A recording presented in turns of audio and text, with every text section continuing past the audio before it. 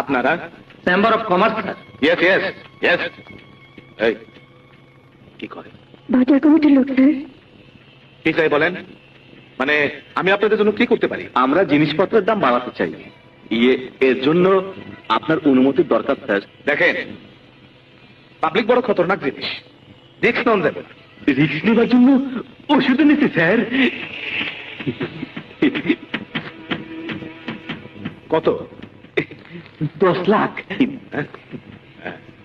দাম কিরকম বাড়াইতে চান? বর্তমান দামের সাথে মাত্র 58 করে বাড়াতে চাই স্যার। 1 টাকা করে বাড়াতে। আমাদের বাবা। Thank you sir. Thank you sir. Sir, হ্যাঁ? ওরা 8 আনা বাড়াতে বললো, আপনি 1 টাকা বাড়ালেন কেন?